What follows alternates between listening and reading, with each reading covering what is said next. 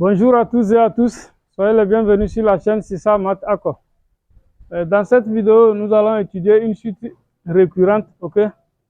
Donc sans faire de commentaires, je vous souhaite un très bon visionnage. Bien. Alors, on nous définit la suite AN par A1 égale à 1 et pour tout entier n supérieur ou égal à 1, AN plus 1 égale à 1 sur n plus 1 sur n carré AN. Dans la première question, on dit de calculer A2 et A3. Alors, solution.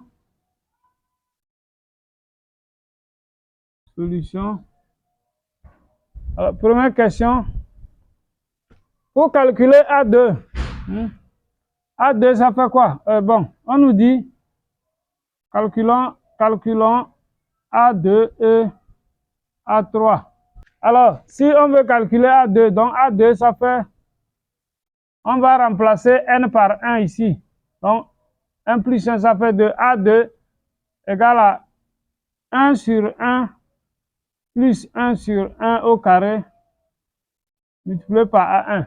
Donc, vous remplacez n par 1. Comme ça, vous aurez A2 ici et puis vous avez ce que vous cherchez. Alors, mais 1 sur 1, ça fait 1. Plus 1 sur 1, ça fait 1. Donc, dans la parenthèse, ça fait 2 fois A1. Ça nous donne 2 fois A1. Mais A1 vaut 1. Donc, finalement, A2 égale tout simplement 1. Donc, A2 égale 2 fois 1, ça fait 2. 2 fois 1. Voilà la valeur de A2.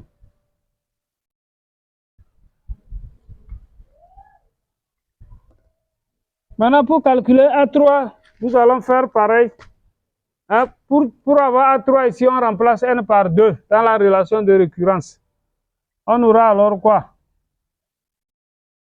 A3,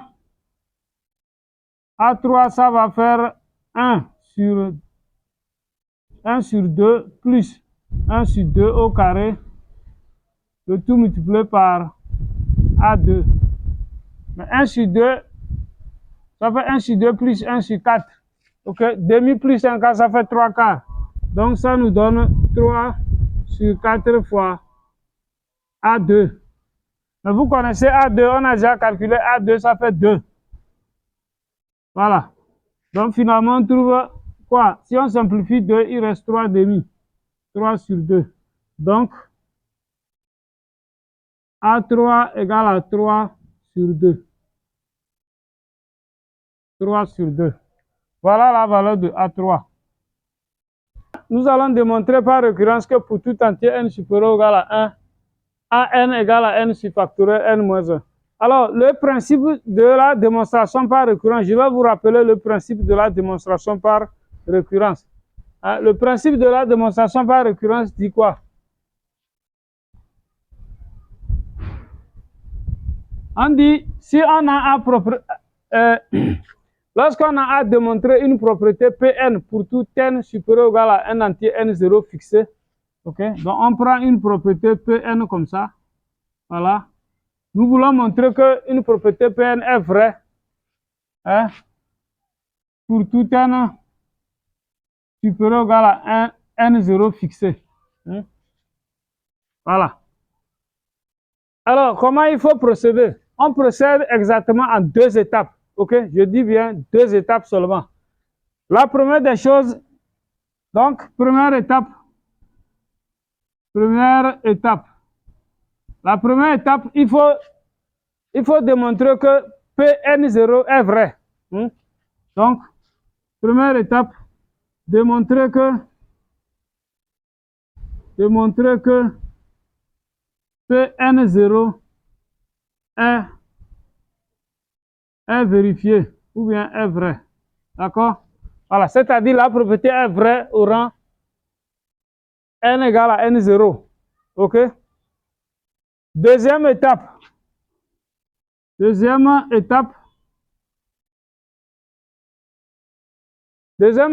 faut démontrer que si la propriété Pn est vraie à un rang n quelconque supérieur ou égal à n0, alors Pn plus 1 est aussi vrai. D'accord? Voilà. Donc, démontrer que démontrer que si Pn est vrai à un rang n supérieur ou égal à n0, à un rang n avec n supérieur ou égal à n0, alors Pn plus 1 est aussi vrai. Est vrai. Voilà, d'une manière générale, voilà, c'est ce qu'il faut faire. Hein? Et très souvent, pour réussir la démonstration par récurrence, le si Pn est vrai là, vous devez vous appuyer sur lui pour pouvoir démontrer que Pn plus 1 est vrai. Donc, c'est l'hypothèse de récurrence. D'accord? Voilà. Donc, voilà un peu le principe de démonstration par récurrence. Mais ici, j'ai dit Pn. Quelqu'un d'autre peut dire Pk. C'est-à-dire, si Pk est vrai, alors P indice K plus 1 est vrai pour tout K supérieur ou égal à N0. C'est-à-dire, on peut remplacer N par K. Comme c'est des variables miettes, bon, on peut garder N toujours. OK? Voilà le principe de la démonstration par récurrence. Maintenant, nous allons maintenant faire notre démonstration. Maintenant, démonstration.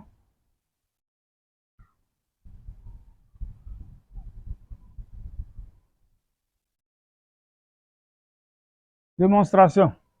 Chez nous, le N0 là, c'est quoi dans notre exercice? Dans notre exercice, vous voyez, N0 là, c'est lui qui est 1. On dit de montrer que AN est égal à N sur. Voilà, donc je vais identifier chaque élément. Voilà. Notre Pn là, c'est la propriété, c'est AN égale. Ce que nous, on veut démontrer, c'est AN égale N sur factoriel N moins 1. OK? Alors, je rappelle que par définition, factoriel N, hein, c'est quoi factoriel N? Bon, une parenthèse en passant. Factoriel N, par définition, c'est N fois N moins 1 fois N moins 2 fois point, fois 2 fois 1. OK? C'est ça factoriel N. Voilà. Donc, par exemple, si je dis factoriel 5, ça veut dire que ça va faire 5 fois 5 moins 1, ça fait 4 fois 3 fois 2. Et on s'arrête dès qu'on obtient 1. Bon, c'est ça la définition de factoriel N. Bien. Donc, je dis, ce qui ressemble à notre Pn, à Pn ici, c'est tout ce que nous avons démontré là. C'est ça. C'est ça notre Pn. Et N0, OK? Et le N0 là, N0 c'est 1. Chez nous, N0 c'est 1. Est-ce que vous voyez? Donc maintenant, on commence notre démonstration. Alors, on dit démontrer, vérifier. Première étape, nous allons montrer que P1 est vrai, c'est-à-dire A1 vérifie ça. OK? Voilà. Donc, premièrement, nous allons voir, est-ce que nous pouvons écrire notre A1 sous cette forme? Est-ce que vous voyez? Mais A1, ça fait quoi? Si c'est vrai, ça veut dire qu'en remplaçant n par 1 ici, on doit trouver la valeur de A1. Est-ce que vous voyez? Donc, si on fait 1 sur 1 moins 1, factoriel 1 moins 1, ça nous donne quoi? Ça fait 1 sur factoriel 0. Mais par convention, factoriel 0, ça fait 1. OK? Donc, il faut connaître ça aussi. Factoriel 0, ça fait 1. Et factoriel 1 aussi, ça fait 1. Donc, c'est des propriétés qu'il faut retenir. Donc, comme factoriel 0 est égal à 1, donc on obtient 1 sur 1, ce qui est égal à 1. Vous voyez, donc, hein, la propriété est vraie au rang n égale à 1. OK? Voilà. Donc, A1 égale à 1 sur 1 moins factoriel 1 moins 1 est vrai. Nous avons fini la première étape. Est-ce que vous voyez?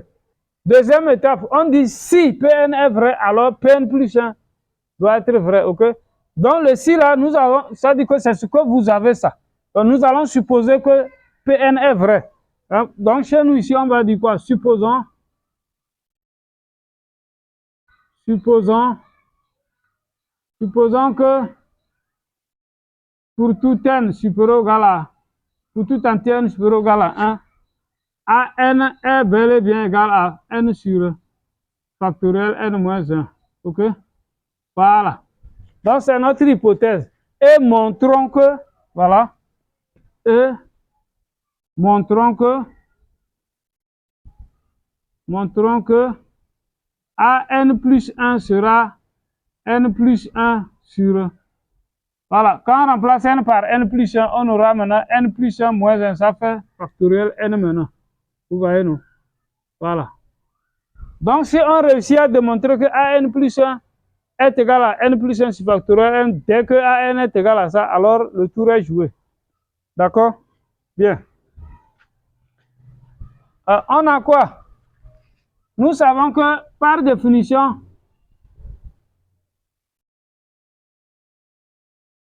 on a an plus 1. C'est quoi? An plus 1, c'est égal à 1 sur n plus 1 sur n carré que multiplie an. OK? Or, par hypothèse, c'est notre an, ça. Nous allons remplacer. Donc, ceci sera égal encore à quoi? Mais 1 sur n plus 1 sur n carré, on va rendre ça au même dénominateur. Donc, on aura le dénominateur commun, c'est n au carré là-bas. OK? Alors, donc ici, 1 sur n, ça fait encore n sur n carré. Donc, on aura n plus 1 au numérateur. N plus 1 comme ça. Voilà. Multiplié par an qui est n sur factoriel n moins 1. Est-ce que vous voyez? Voilà. Voilà ce que nous obtenons. Ça nous donne quoi encore? Nous voyons que il y a n carré et n. Donc, si on simplifie n, on va barrer le carré. Donc, il nous reste n plus 1 sur n fois factoriel n moins 1. D'accord? Voilà. Voilà là où nous sommes. Factoriel n, ça fait quoi?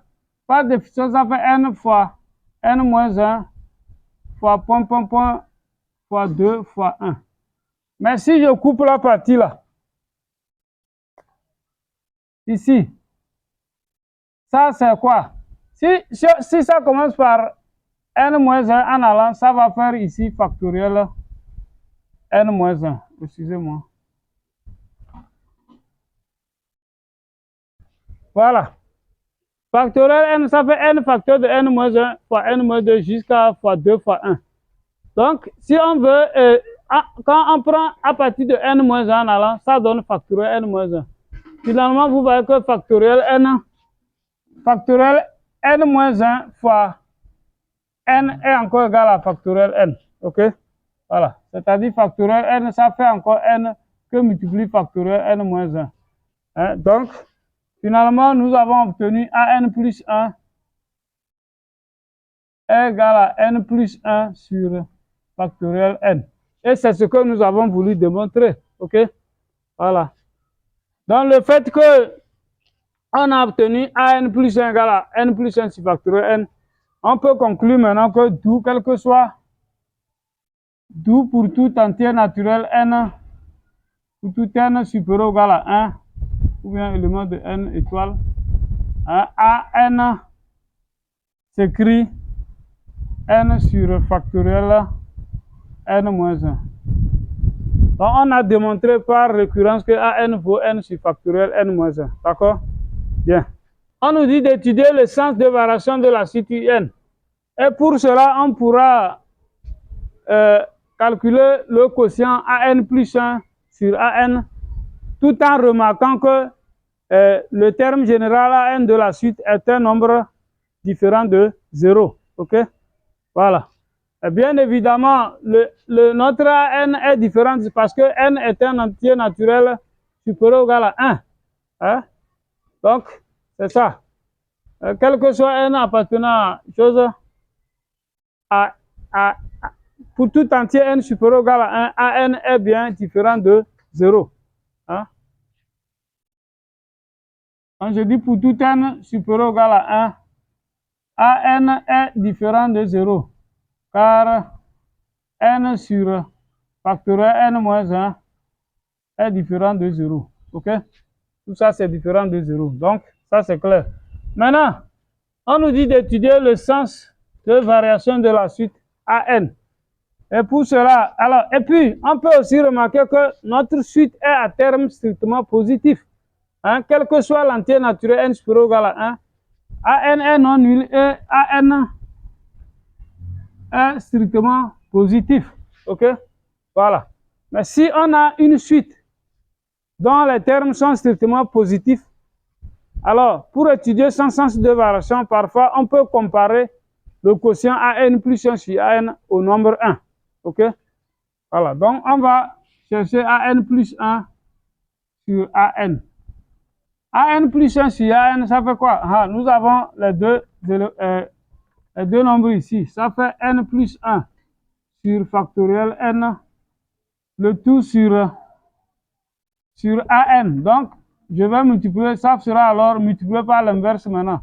Factoriel N moins 1 sur N. Est-ce que vous voyez? Je dis AN plus 1 sur AN, ça fait N plus 1 sur factoriel N multiplié par l'inverse de N sur factoriel N moins 1. Bien. C'est encore égal à quoi? Tout de suite, nous avons dit que factoriel N, ça fait N fois factoriel N moins 1. Donc, on peut écrire que c'est encore égal à N plus 1 sur N fois factoriel N moins 1. Voilà, comme ça. Multiplié par factoriel N moins 1 sur N. OK? Alors maintenant, on peut simplifier factoriel N moins 1. Si on simplifie factoriel N moins 1, il nous reste quoi? On obtient AN plus 1 sur AN égale N plus 1 sur N au carré. OK? Voilà ce qu'on obtient, quel que soit l'entier naturel N supérieur ou égal à 1. D'accord? Bien. Maintenant, après avoir obtenu AN plus 1 sur AN, si la suite est décroissante, non, si le quotient là est plus petit que 1, la suite AN sera une suite décroissante. Si le quotient est plus grand que 1, ce sera une suite croissante. OK? Voilà. Donc, on va comparer N plus 1 sur N carré au nombre 1. D'accord? Voilà. Donc, comparons. Je dis on va comparer N plus 1 sur N carré au nombre 1. Pour cela, on est libre. Hein? Peut-être on peut étudier le signe de la différence avec le nombre 1 pour voir ce que ça va nous donner. Et on y va. Si on fait N plus 1 sur N carré moins 1, notre N est supérieur ou égal, je rappelle que l'entier naturel N est supérieur ou égal à 1. Alors, ça nous donne N plus 1 moins N au carré. Alors, le signe de cette différence dépend du numérateur. OK? Voilà. Mais si N... Alors, le signe dépend du polynôme moins N carré plus N plus 1. Nous allons chercher le signe de ce polynôme-là. Donc, si nous remplaçons N par X avec X supérieur ou égal à 1, voilà, moins X carré plus X plus 1. Ici, c'est positif, moins. Donc, qu'est-ce qu'on voit? Mais 1 plus racine de 5 sur 2, ça fait 1, et quelques. OK? Ce nombre-là n'atteint pas 2. D'accord? Voilà. Mais il dépasse 1 quand même. Donc, sur l'intervalle, ça veut dire que si N, déjà, quand N est supérieur ou égal à 2, hein, le quotient, N plus 1 sur N carré moins 1 est négatif. D'accord? Donc, on en déduit que quoi? Que pour tout N supérieur ou égal à 2, N plus 1 sur N carré est plus petit que 1. Nous venons de démontrer que pour tout entier N supérieur ou égal à 2, la différence n plus 1 sur n carré moins 1 est négative. Donc, si cette différence est négative, ça prouve que n plus 1 sur n carré est plus petit que 1. C'est-à-dire quoi? C'est-à-dire, on vient de montrer que an plus 1 sur an est inférieur à 1. Est inférieur à 1, quel que soit n supérieur ou égal à 2. OK? Voilà. Ça, c'est très important. Mais lorsque on veut chercher le sens, donc la suite, disons que la suite est décroissante à partir du rang 2. OK? Voilà. C'est-à-dire que A2 est plus grand que A3, plus grand que ainsi de suite en allant.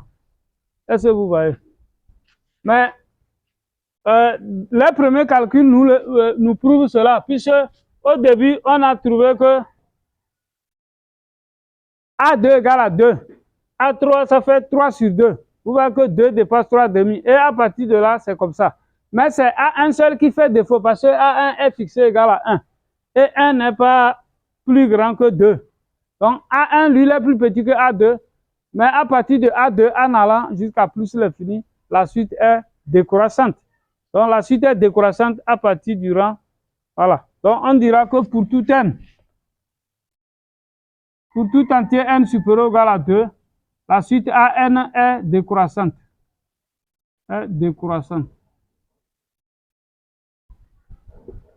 Voilà. Donc c'est très important. Bien. Nous allons aborder la troisième question. Dans la troisième question, on nous dit de démontrer que la suite an converge et que sa limite, elle appartient à l'intervalle fermé 0,1. OK? Voilà. Mais pourquoi la suite converge? Et puis, je rappelle que lorsqu'une suite est convergente, sa limite ne dépend pas des premiers termes de la suite. C'est plutôt des termes beaucoup plus grands. OK? Nous avons vu que pour tout n supérieur ou égal à 2, la suite an est décroissante. De plus, elle est minorée. La suite an est décroissante et elle est minorée par 0 déjà, puisque tous les termes de la suite sont strictement positifs. Donc, on va dire quoi? An est décroissante pour tout entier n supérieur ou égal à 2. La suite an est décroissante